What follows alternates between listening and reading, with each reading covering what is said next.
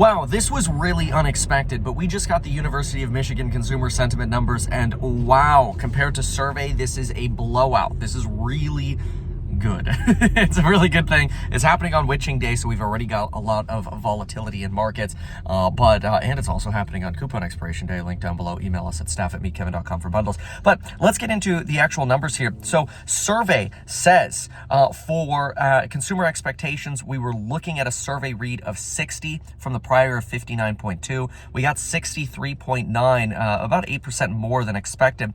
What's incredible, though, is the University of Michigan 1 year out inflation expectations. This is huge. We know expectations are everything. We talk about this all the time. We know that expectations are what destroyed inflation in the 70s, well, actually led to rapid inflation and destroyed markets in the 70s, and led to the Paul Volckering in 81 and 82. What did we get? We got 1 year out inflation expectations, prior read 4.2. Before that, we actually had a 4.6 read, which was pretty high. A lot of that was probably driven by a lot of headline media news about, oh, Pepsi's raising prices 10% year over year. And remember how most of those price increases were from last year. And, they're bragging about them this year, even though they took those price actions last year. Anyway, that probably led to some skew in the survey. But anyway, we went from 4.6 down to 4.2 in the prior. We were looking for 4.1 today. We actually got 3.3, which is almost in line with the 5 to 10 year inflation expectation. Prior read of 4.1, survey was looking for 3, we got 3.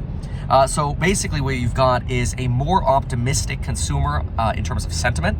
You've got a current conditions read that is more optimistic. Expectations read that much beat the survey. Survey of 55.2, we got 61.3 above the prior of 55.4 as well.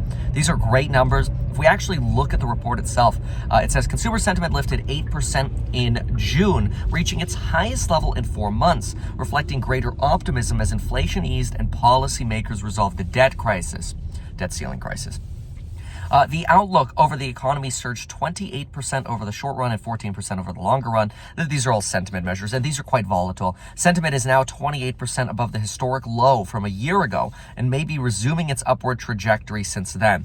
This is consistent with a lot of what we're hearing and seeing, with more and more bears flipping to bullish because they're realizing, all right, maybe we are going to avoid a recession. As it stands, though, sentiment remains low by historic standards as income expectations have softened.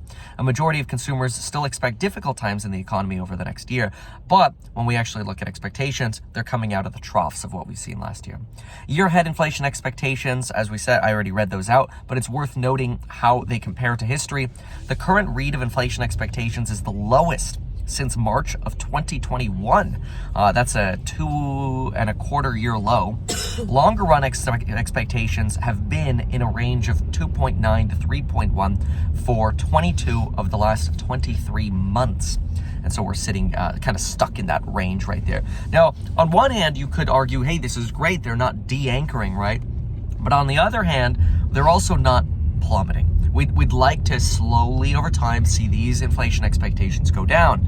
As those inflation expectations go down, then we will see the 5-year break-even trend down. And when we see those break-even rates trend down, that's when the Federal Reserve will actually cut rates, which right now is not really expected until about March of 2024. Stay tuned later for when I break down the exact chart that you could use for watching when Fed rate hikes will actually come not only to a complete end, but when we'll actually see cuts. That'll be coming in a different video. I wanted to get this report out on consumer sentiment.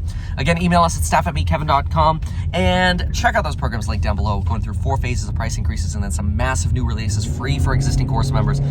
Artificial intelligence, making more money with real estate investing, stock investing, productivity at your workplace, or as an entrepreneur, you name it. Also some really cool entrepreneurial opportunities to create companies through this AI revolution. So we'll talk about those more in the course member lives, and we'll see you there. Thanks so much. Goodbye.